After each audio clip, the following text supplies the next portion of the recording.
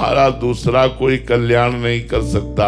आशीर्वाद मांगने की जरूरत नहीं है, तुम्हें कर्तव्य कर्म करने की जरूरत है। अगर आप अपने कर्मों को बिगाड़ लेंगे तो किसी का भी आशीर्वाद आपका मंगल नहीं कर सकता। पक्का नोट कर लो ये बात। जब रावण ने अपने कर्म बिगाड़ लिए, बड़ा विद्वान था, अद्भुत विद्वान था, अद्वितीय विद्वान और योद्धा था, लेकिन आचरण बिगाड़ लिया, कर्म बिगाड़ लिया और भगवान शंकर का अनन्य भक्त, भगवान शंकर की उपासना करने वाला, देखो सब कुछ है, आचरण बिगड़ गया तो भगवान शंकर ने ही लंका जला दी हनुमान जी का रूप रख करके। हनुमान जी कौन है? 11वें रुद्र का अवतार है, भगवान शंकर का अवतार है, शंकर सुवन केसरी नंदन।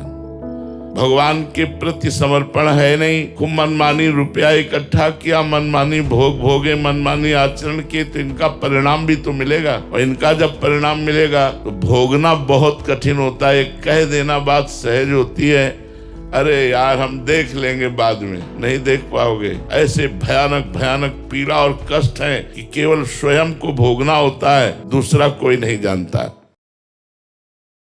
झूठ बोलने के समान कोई पाप नहीं है, बड़ा पाप कोई मानता है?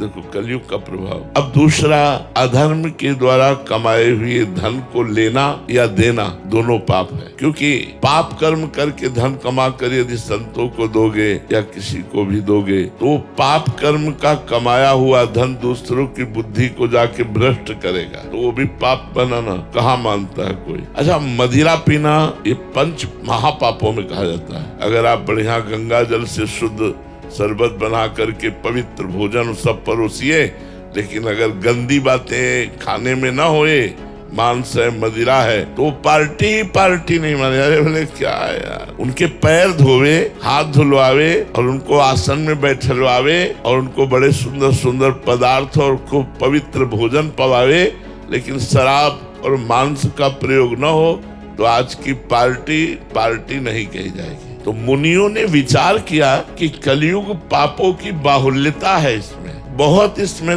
पाप है, बहुत पाप है। पराई माता बहनों की तरफ गंदी दृष्टि से देख लेने का पाप होता था, हमने देख लिया, यह तो माने नहीं जाता पाप है, मनोरंजन माना जाता है। कलयुग पापों का विस्तार करेगा।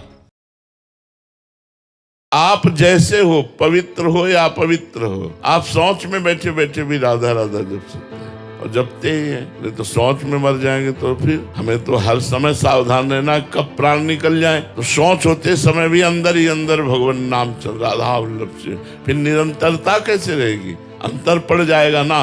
मंत्र जपा नहीं जाता, अपवित्रता में मंत्र नहीं जपा जाता, लेकिन नाम जप किया जा सकता है। अगर जीवन में एक बार भी राधा नाम उच्चारण हो गया है तो विश्वास मानिए आप नरक नहीं जाएंगे। जो इतना महिमामय नाम है उसको हम एक बार ही क्यों लें, निरंतर क्यों न लें, जिससे हमें प्रियालाल मिल जाए, प्रभु मिल जाए। देखो अजामिल ने अपने पुत्र को पुकारा था, ना कि भगवान को। नारायण, इतने में ही भगवान के पार्षद आ गए और नाम के प्रताप से यमदूतों की फांसी काटकर यमदूतों को भगा दिया और परिणाम में अजामिल को भगवत धाम की प्राप्ति हुई, पुत्र के बहाने नारायण पुकारने से। सच्ची बुद्धि से विचार करके सब छोड़ दीजिए, जितने भी साधन है, बने तो बने, नहीं सब छोड़ दीजिए, नाम पकड़ लीजिए। आप गंगा स्नान किए फिर पाप किए, फिर गंगा स्नान किए फिर पाप, तो हाथी के स्नान जैसा रहा,